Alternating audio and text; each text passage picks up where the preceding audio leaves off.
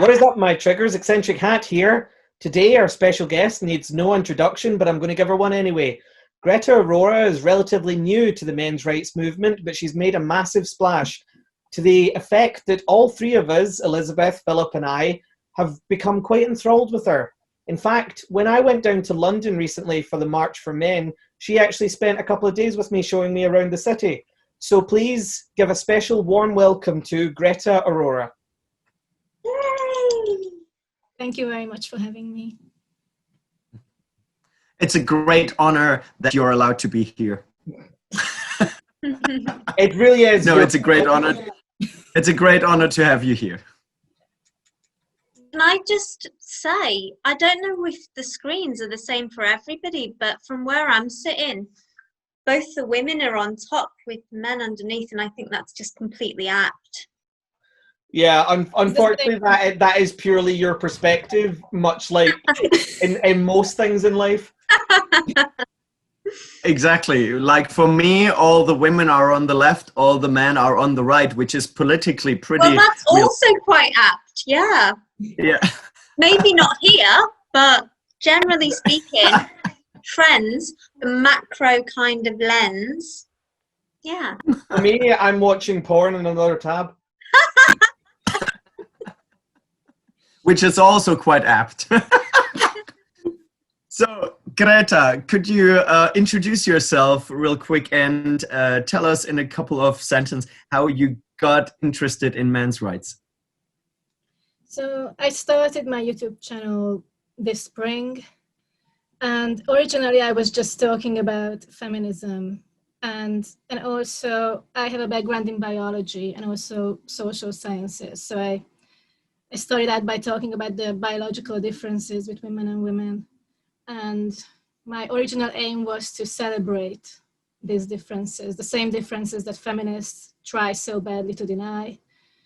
And then I realized along the way that my message was quite negative because I was constantly speaking out against something. And I just had this thought that I would really like to have a positive message, and I'd like to stand for something rather than always just against something. And I didn't want to define myself by what I'm not. So I started researching the men's rights movement just a few months ago. So I'm still obviously learning, but I kind of found a positive message within this movement that I feel like I can stand behind. Do you know, that's actually a conversation Philip and I have an awful lot. He's very much wants to be for something, not against something, whereas I'm more than happy to be contrarian and a grump. Yeah, I mean, I want to be honest, and you know, feminism is, in my opinion, the major barrier to sex equality these days. But I think there is a positivity in the messages from the men's human rights movement, you know, especially if you're looking at the likes of Warren Farrell and Paul Elam and Peter Wright. There's a really positive, progressive, let's move forward, you know, women are here, and they might have to move back a little bit because, you know, unfortunately equality, if you look at, say, family courts, is going to be a step back for women. But, you know, bringing men up to the table and giving, you know, liberating them. Well, I mean, I would just say that equality looks like oppression if you're used to being privileged, Liz. And to be honest, I see anti-feminism and men's rights as two sides of the same coin. I don't think they are disparate. I think they are intertwined, and it's perfectly natural if some people want to be more proactive and positive, like Philip, and they want to go out and promote something.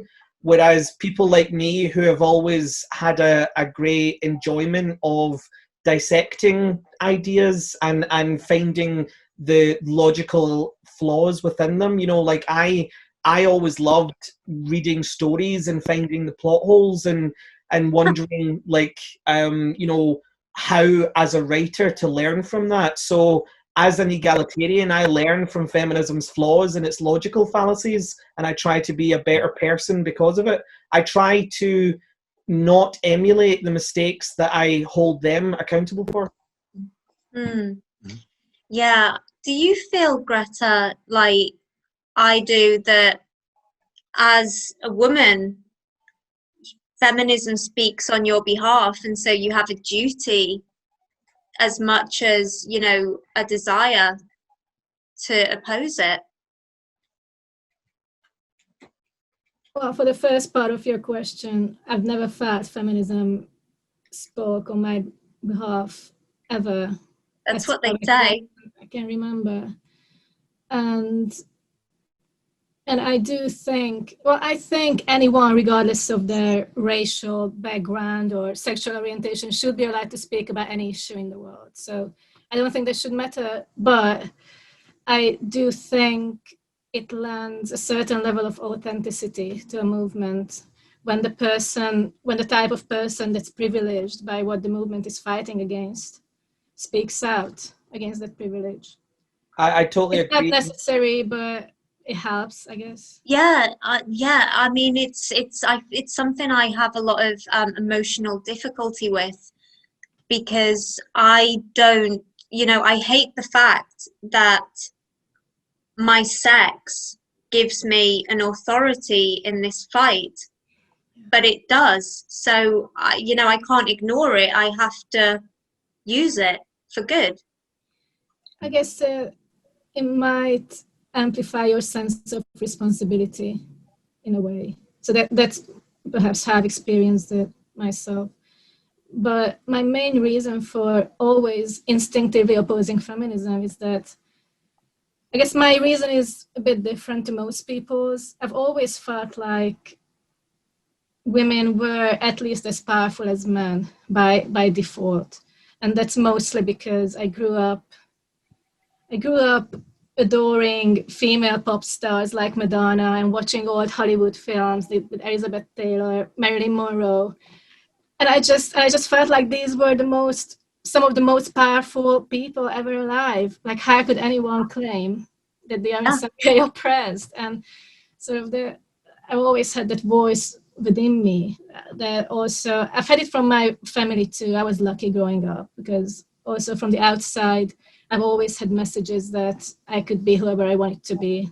No one had ever suggested to me as a little girl that I shouldn't or couldn't choose a certain profession or certain career path because of my sex. It just didn't matter whatsoever. To be honest, I think that that happens in very, very few cases.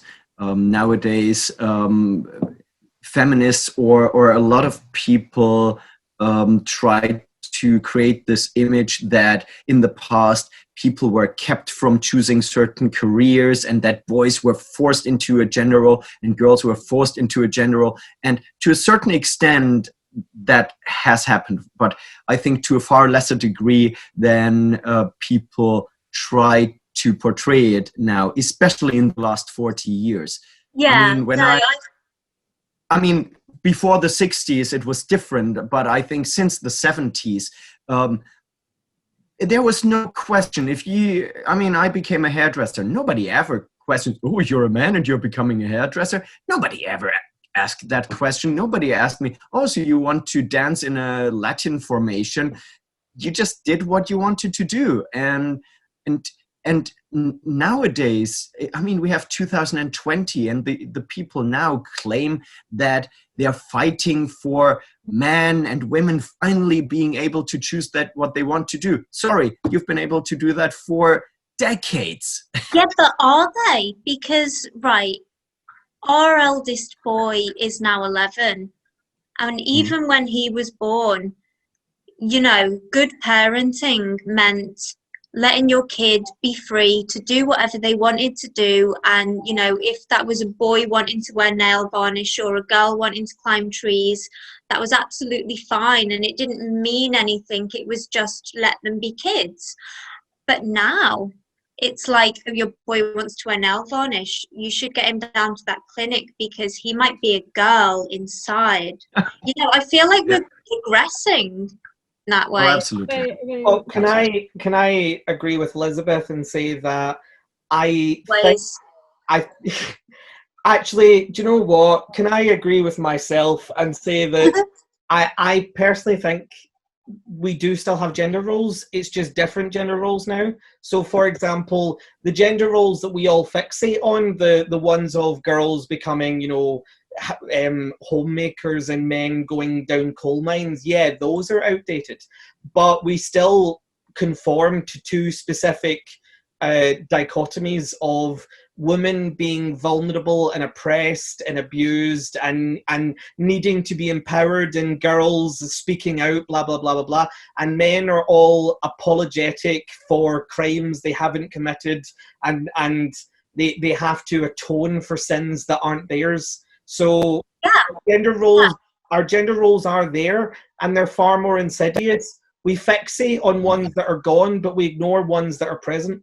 Yeah, but there was a moment that Greta will know about in like the 60s and 70s when, you know, there really was a genuine change and a thrust towards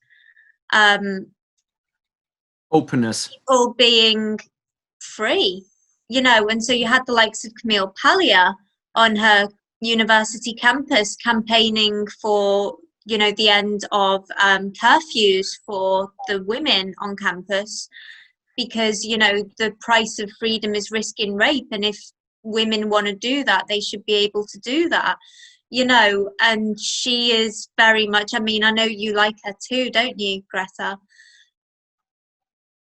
I mean, her book Sexual Personae has really influenced my thinking, actually. Can I just say, when you said there was a time in the 60s, and Greta, you'll know about this, are you implying Greta was around in the 60s? She's aged so well. Yeah, Greta, whatever you're using, for God's sake. Bottle it. But the 60s and 70s are my favorite era in music. By the late 60s, early 70s, so I do know about it. I think that's probably what Liz was referring to. You're so invited to my house. But is it possible that this freedom this freedom can't last very long, because I think we're always moving in waves, and there always comes this sweet spot where we are overcoming oppression and we're moving into freedom, and I don't think we can deal very long with freedom or with too much yeah, but women, I know what you're saying, but women were never oppressed. Yeah, and also I would say that what we've never tried is freedom with good information. So, you know, I think very much that everybody should be free to make their own decisions, but that if people are making informed decisions, then they will largely be fairly traditional, you know, that sort of 4 out of 7 men are work-centered, only 1 out of 7 women are work-centered. Therefore, there will always be more men who are CEOs. There will always be more men who are politicians. You know, the ratio might kind of fluctuate a bit, but if people are not pushed into doing things that they don't really want to do, I mean, what do you think, Greta? Because you have that biological kind of foundation. Yeah, I think the key is to empower people to, as you say, to make their own decisions and to decide how they want to live their lives. Most people will gravitate towards traditional gender roles naturally. And I guess we should reach a point where we stop shaming those people for those choices, while at the same time accepting if someone else doesn't want to go along with those traditional expectations.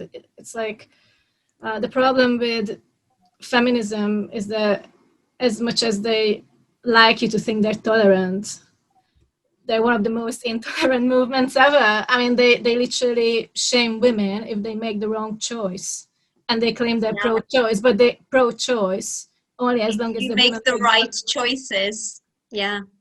Well, sorry.